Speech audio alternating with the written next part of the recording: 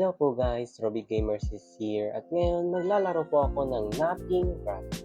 And for today's video ay kasama ko na naman po si Dirt sa aking panibagong paglalakbay. Pero hindi naman po kami maglalakbay, ay pupunta lang po kami sa Nether para kumuha ng mga resources. At kukuha na rin po ako ng EXP kasi mas maganda po doon. And bago po magsimula tong video na to, panoorin nyo muna po itong ipapanood ko sa inyong video. And ito po. Sandali lang guys, sandali lang. Kung bago pa lang po kayo sa aking video, mag-subscribe na po kayo para maging gamers katulad ko. And nakikita nyo na naman po dyan sa harap, search na lang po yung aking username sa aking YouTube channel, makikita nyo na po yung aking YouTube channel. And kung gusto nyo po makita ang aking TikTok account, makikita nyo rin po dyan sa harap nyo. I-search nyo na lang po sa TikTok. Mag-like and follow na po kayo sa aking TikTok account. Yun lang po. And balik po tayo sa ating video. And yan po guys, pupunta na po kami ni Derp sa Nether Portal. And kailangan po namin kasi mag-ipon ng mga resources doon para magagamit po namin dito sa world. And bago po kami pumunta doon, gumawa muna po kami ng mga kailanganin namin gamit or item na pwede makatulong sa amin pag nandun na po kami sa Nether. And napapansin niyo po guys sa aking suot, may gold boost po ako. Kasi kakailanganin po natin yan para hindi po tayo kalabanin ng mga piglins. And yan na po, punta na po kami Nether.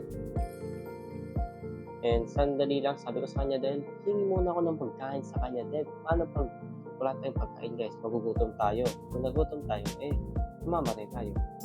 And buti na lang po guys, nakapag-restock po si Derp ng pagkain. Kaya binigyan niya tayo ng mga konti-konting mga pagkain lang.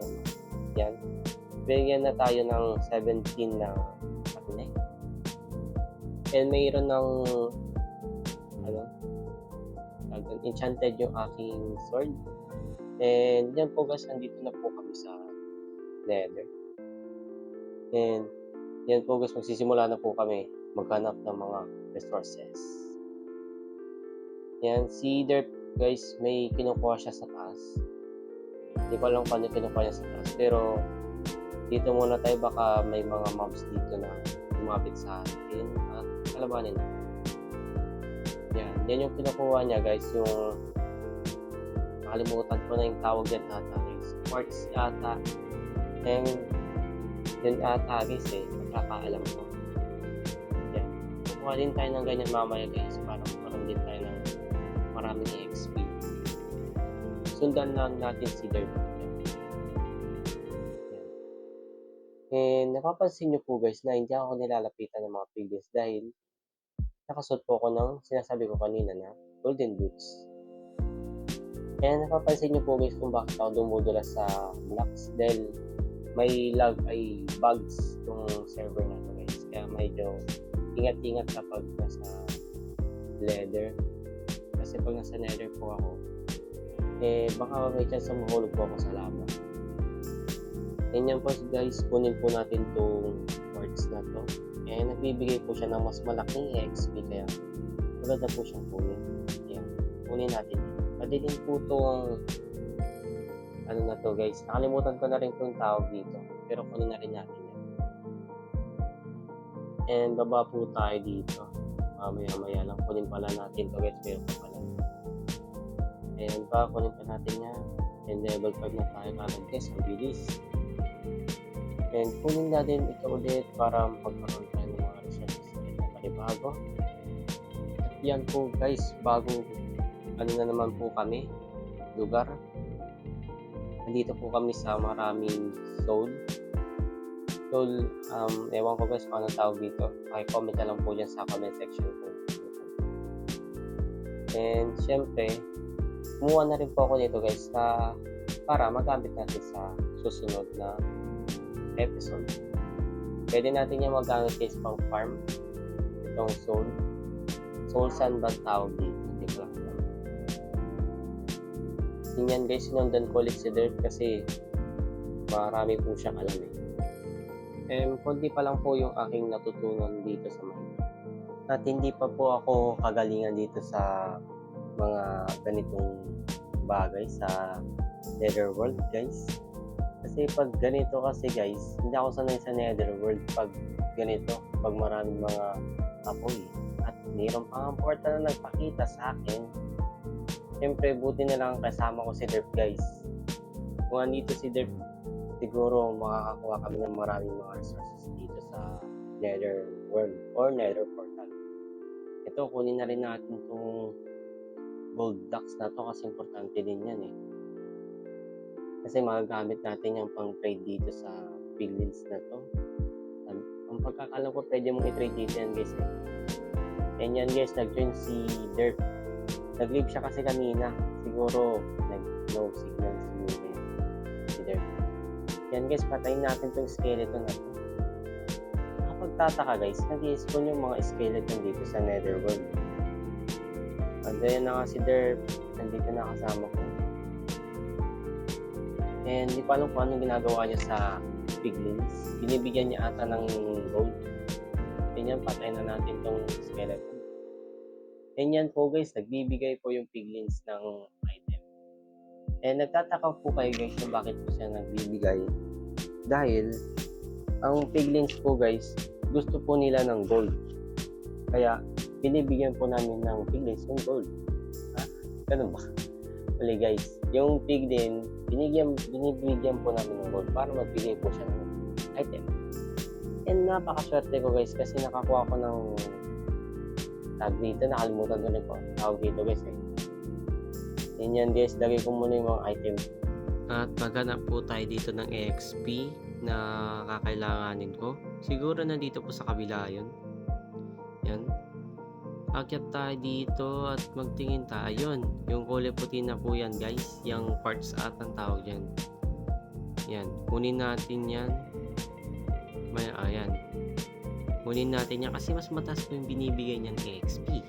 At kapag mas mataas po yung EXP na binibigay niya po guys, yung EXP po guys ay magagamit po natin para makagawa po tayo ng malulupit na enchanted na item. Kaya maganda po mag-ipon ng EXP. Kaya kung nasa nether na po kayo, sulitin nyo na po mag-mining ng quartz kasi mas malaki po yung binibigay niyang EXP. Kaya kunin nyo po lahat ng makikita nyong quartz. Depende sa inyo guys kung kukunin nyo lahat. Pero ngayon maghahanap po na po kami ni Derp ng siguro ng isang spawner na makakatulong sa amin. Kalimutan ko ng tawag dun eh. Blizzard ba yun? Ay hindi. Kalimutan ko na guys. Yan, mayroong quartz dito kaya kukunin ko na lang yung mamaya. Sundan lang natin si Derp. And yan, nandito, nabuhay ako dito at may nakita na naman akong quartz dito. Yan. Kailangan kong kunin to lahat para magkaroon ako ng XP. And yan, may sumugod sa aking magma cube. Takpan ko lang yung mga lava dito para hindi kami mapahamak ni Derp. Yan, nandito na yung magma cube. Ang laki naman ng magma cube. Ilan, dami nila. Masasakit pa ang damage nila kahit maliliit. Yan, buti na lang nakapagbawal kami ni Derp ng pagkain. Kung wala, ay, ewan ko lang. Yan, may sumugod pa sa aking magma cube. Hala, buti na lang. Hindi ako. Aw, masakit. Aray. Buti na lang nakapag-shield ako. Sana hindi tayo mamatay. 2 hearts na lang. Hala. Yan, kain muna tayo. Kain. May mag-click. Yan. And yan po guys. Kinakausap ko po si Derp kung papayag siyang umuwi muna po kami sa world kasi kukunti na lang po yung aming pagkain kaya delikado na po mag-lock by deleted. Baka mamatay pa po ako dito sa netherworld. And yan guys, punta muna tayo dito. Baka makahanap tayo dito ng mga mahalagang item. Para may naririnig. May gas. Guys. Mahulog tayo sa... Wala na, patay na guys. Hindi na ako makakaahon dito. Wala na, patay na ako. Yan guys, buti na lang mayroon pa kaming tirang diamonds kaya gagawin ko yung diamond armor guys. Kukuha lang din ako dito ng mga konting resources din. And yan guys, bumalik na rin ako dito sa Nether kagad para tulungan si Dirt. Maghanap daw po siya ng spawner na ano eh. Nakalimutan ko rin tawag doon guys din. Castle din siya parang ganito. Ayun, yan guys. Diyan, nakahanap ko na yan kanina guys eh. Ganyan yung sinasabi niya. Yan, nakahanap na ako. Yan. Chat natin siya na nakakita na ako ng Blaze spawner. Yan, maglagay tayo ng palatandaan dito para hindi tayo maligaw or hindi tayo anayin ng mga skeleton. Yan, skeleton dito guys, oh. Pero kaya kong patayin yan. Then naka diamond armor tayo or ako. Yan guys, si Derp, sabi niya yung coordinates niya ay nasa 11, 15, 52, negative 29 siya. Guys. Ay, may gas guys. Takbo. Mapapansin niyo po guys na piglin dito. Yan, inaatake ako. Ala, ang dami nila guys. Hindi ko kakayanin to. Ala. Mapatay ako dito guys. Wala na, patay ako guys. Wala na, sayang yung item ko. Wala na. Yan po guys, kunin ko na lang tong iron. Maya. Yung kuha na rin ako ng kahoy dito para magamit ko ulit. Yan, lagay ko lang yung mga resources dito. Kunin ko lahat yung mga yun ulit. And gagawa ulit ako ng mga panibagong resources siguro. Hindi ko lang alam. Ipagko-combine ko lang sila para makabulit. At kukunin ko lang yung item ko dito guys. And baka si Derp ata tong kasama ko dito sa gilid. Si Derp ba yan? Yung naka-diamond armor. Si Derp ba? Ayan. Parang hindi si Derp. Ay! Piglin guys! Ala! Naka-diamond armor yung piglin. Nakukuha niya ba yung armor guys? Comment nga kayo guys kung nakukuha niya yung armor ng player. Or bug lang yun guys. Comment lang kayo kung talagang nakukuha ng mga piglins yung mga armor. Yan guys, hindi ako makaakyat. Yan, buti na lang. Buti na lang hindi tayo napatay. Ay, hindi ka na ako mamatay dun. Yan, buti na. Ala, isang buhay na lang natitira sa akin. Ala, patay. Buti ka na yun, buti ka na. Wow, patay na naman tayo guys. Siguro hindi na ako pupunta dun. Tinatamad akong pumunta. Gagawa na lang ako dito ng magagawa ako dito na magandang gawin dito sa world. Nakakatamad puntang Nether.